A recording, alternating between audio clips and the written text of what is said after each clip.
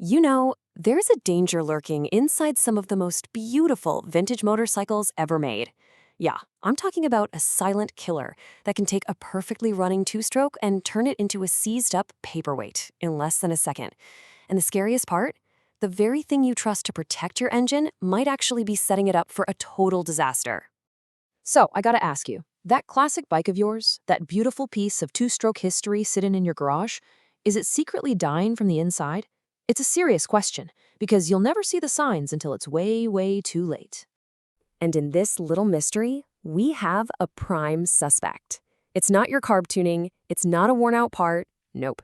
The culprit, the source of all this silent destruction, could be hiding in plain sight, right there in your oil can. Now, to understand the crime, we have to understand the victim. Because a two-stroke engine is a completely different animal from the four-stroke that's in your car. They just live by a totally different set of rules, and well, ignoring them is a recipe for disaster. Okay, so here's the fundamental difference. In a four-stroke, oil just circulates around in a bath, doing its job over and over again until you change it. But in a two-stroke, it's what we call a total loss system. That oil is mixed with the fuel, it does its job exactly once, and then it's burned up and shot straight out the exhaust. It gets one single shot to save your engine, and then poof, it's gone forever. And this is where it gets really complicated. See, the bottom end of the engine, the crankshaft, it wants a slow drip of thick, heavy oil. But the top end, the piston and cylinder, that needs a constant flood of really lightweight oil. So you have to pick just one oil to do two completely opposite jobs. How in the world do you choose? And that brings us to our first major clue in this whole investigation. Most riders think they know the main job of two-stroke oil, but what we're about to uncover, well, it's going to change the way you think about protecting your engine forever. Ask pretty much any rider, and they'll probably tell you that oil's number one job is to keep the engine cool. I mean, it makes sense, right? More oil, cooler engine. It's a really common belief. And they are completely 100% wrong. That belief, that simple little misconception, is exactly what leads to so many catastrophic engine failures. So listen up, because this is the critical point. Fuel is what's keeping your engine from melting down. Just think about it for a second. That cool, atomized fuel and air mix gets sucked into the crankcase first, right? And it pulls a massive amount of heat out of the crank and the bearings.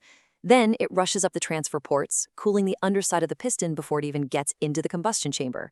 The oil, well, the oil has a very different and honestly a much more critical job.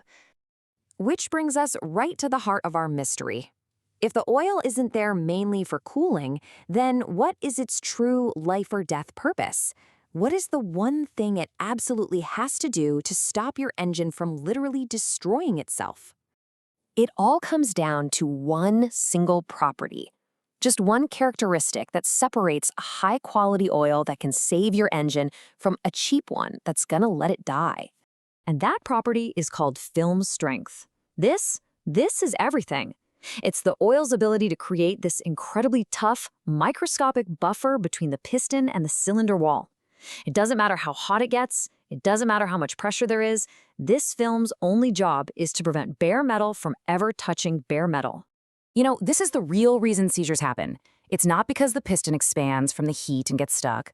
A seizure happens when the oil's film strength fails. Things like cylinder glazing, where these hard deposits bake onto the cylinder wall and make it too slick for oil to even stick to, can lead right to this failure. That protective buffer just gets burned or scraped away for a millisecond, and that allows metal to touch metal. And when that film fails, the end comes terrifyingly fast. First, the oil film is compromised. Then, scoring begins as the parts touch. This scraping creates debris which just snowballs, grinding itself between the piston and cylinder. And finally, this molten mix of metal locks a piston ring right in its groove. You lose all your compression, and the engine either dies or locks up solid. And all of this happens in less than 1 second at full throttle. So now that we know the killer is a failure of film strength, how do we stop it? Well, it all comes down to choosing the right weapon for the job, the right oil for your engine and your riding style. So let's check out our lineup of suspects. All right, here are our three main contenders. First, you've got castor oil. Or bean oil. It has absolutely unmatched film strength. It loves heat, it clings to hot spots, but it burns dirty, which can lead to deposits and that cylinder glazing we talked about if the engine isn't run hard enough. Then you have full synthetics. They burn incredibly clean, which is great for modern engines with power valves. Those are the mechanisms that change the exhaust port timing. But they can completely burn away in a hot, lean condition, leaving you with zero protection. And that brings us to the hero of our story, the caster/synthetic blend. Now, for those of us with vintage air-cooled bikes, this is a really crucial point. Most of our classic bikes don't have those power valves that can get all gummed up. For these engines, the legendary film strength of castor oil is the single most important factor, which makes its main weakness, well, a whole lot less of a concern. So, after our whole investigation, here's the verdict. If you're racing or just riding really hard, a caster/synthetic blend like Maxima 927 is your absolute best bet for protection. Period. But for everyday street and recreational riding, a top-tier semi-synthetic like Maxima Super M gives you fantastic film strength while running a lot cleaner. The key, no matter what, is choosing an oil with proven film strength. So the silent killer in your two-stroke isn't a mystery anymore, is it? It's a failure of film strength, and it's brought on by using the wrong oil for the job. You now have the knowledge to protect that beautiful machine. So the only question left is, what are you going to put in your oil can?